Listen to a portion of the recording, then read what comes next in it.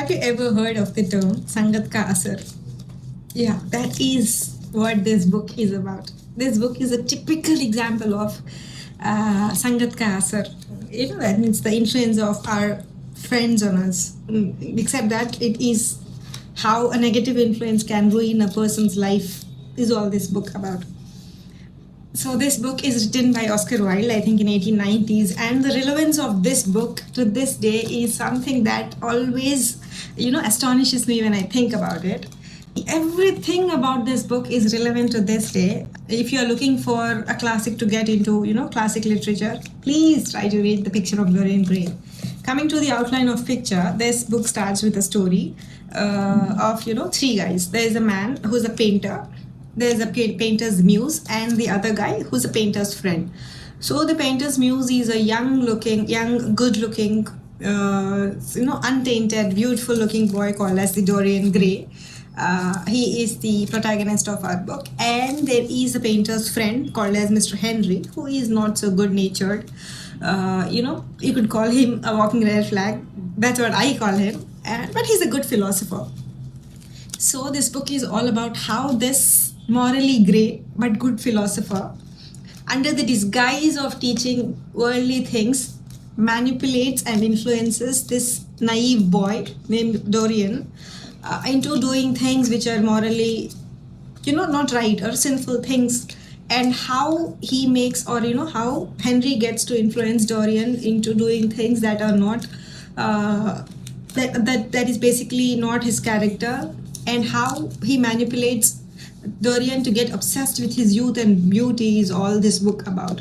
It takes us through the journey about how this white-natured man slowly turns into morally grey-natured, and then his morals turn so dark that it causes the downfall of him ultimately. So it takes us through the highest point of Dorian Gray and then his downfall. During the journey, we learn about so much through this book.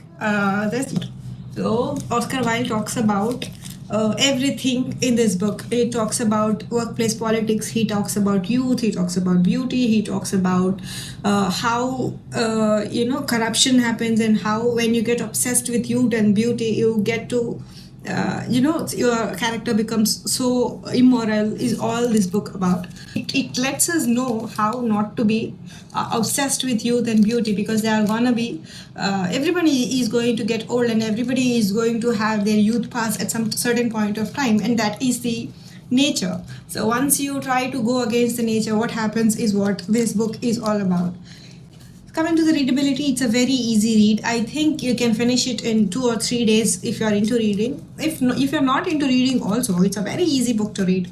I think it is one such book that I call unputdownable. Yeah, it is so interesting, and the chapters are small. You can just keep on turning the pages, and it's very easy to understand also. So the writing is so good that you get to argue with the author in the every page. So you could annotate this book so much, and you're gonna enjoy arguing with the author. Only I think I have found 1 or 2 chapters really boring in between. Rest all things are like you can just sprint through the book. So this takes us on a ride that I think I'm never gonna forget.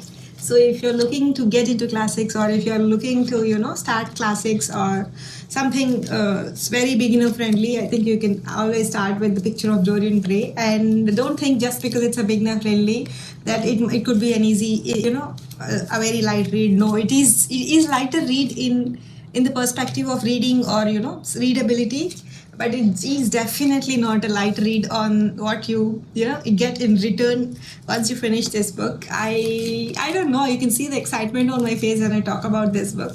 So yeah, this is me trying to convince you to pick up this book if you want to get into classics, or if you want to read something amazing. Yeah.